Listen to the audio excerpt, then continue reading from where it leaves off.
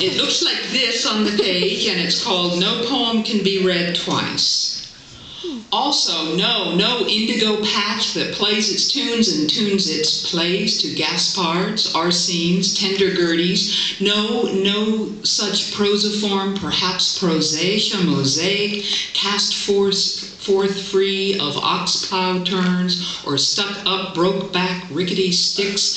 No non-reversing universal stream of sound bites that, or hip or oblong, yearns to spread its viewless wings by uttering from the eye the Vatic seer's spear a yoo-hoo-yaw to you who oh so fiercely deconstructed parlay that old inky-dinky and leave no witty stein unturned.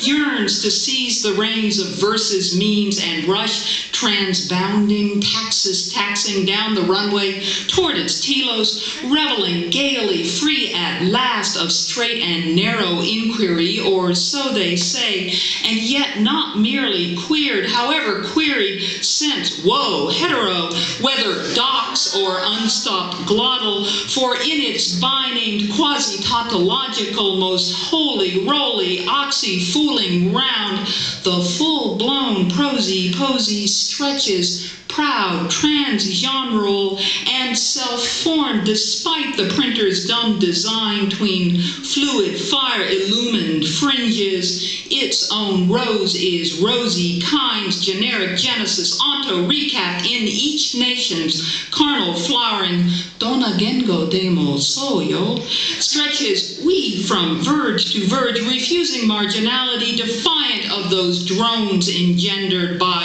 small song 14ers, shockless revolts, by sighing, sickly, sexist, sickative, tuliton twisters, by idiot village will-ye-nil-ye's, by resounding two-note twee rondoers, by even good gray Clara Henrys and the enjammed heavy freebie breathers, all, in fact, all forms, envoys, topped and top, its frank and monstrous lyre assemblage, moving tropingly on a glossy ton of fancies, fine rhetorical bric-a-brac, to ask you, grinning, naughty, if you want a cup of D, although you echo every uncode's a new N, when really it and you are like in knowing what it is, which is whatever you like.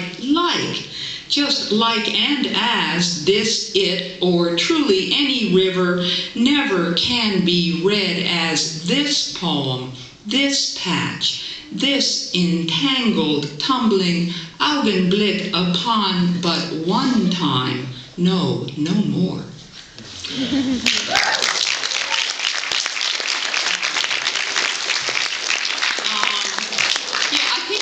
One sentence. I could diagram it. Okay, this one, I'm interested, as you can maybe guess, in entwined languages. So this one has quotations in italics, and if I remember, I'll try to give you a little body language for that. But I probably won't. The only thing you need to know is the people in the Buddhist lit class have heard about 3 times, is that the first Buddhist scripture in English, which was part of a chapter, I think, of the Lotus Sutra, was published anonymously in the Dial magazine. And it was thought for a long time to probably have been translated from the French by Henry Thoreau.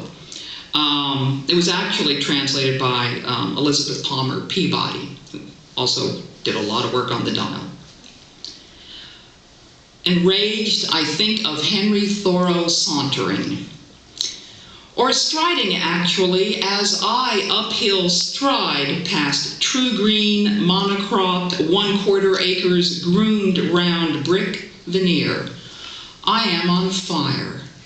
Complete instruction in the good law is equally necessary. He did not put into English, did not pass, for no man did, our common tongue's first for all beings Dharma lamp.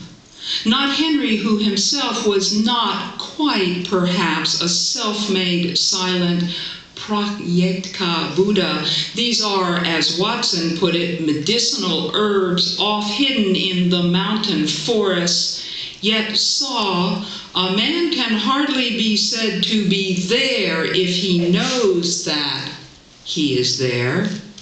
Knowing where I am, right ugly here, I nearly stomp where once was woodland, then stumps. Know well I am not unequal toward all beings, as says of one who has arrived.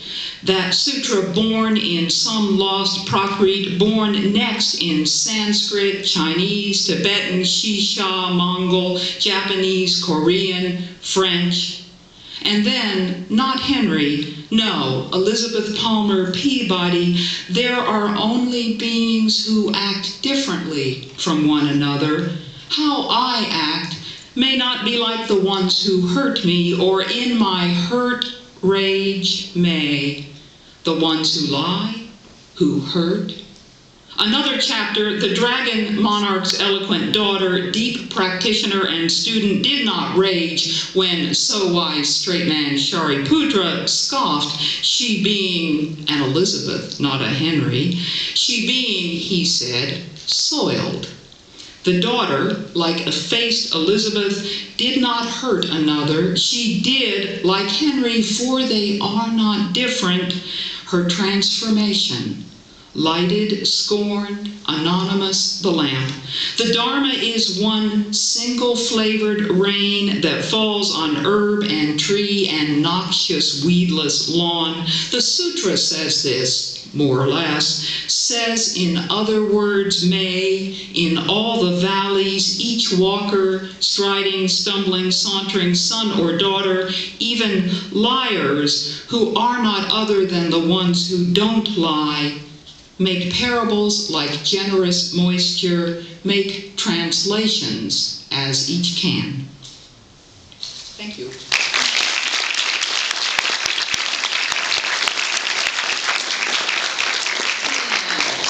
The next reader from the back row, R.H.W. Dillard.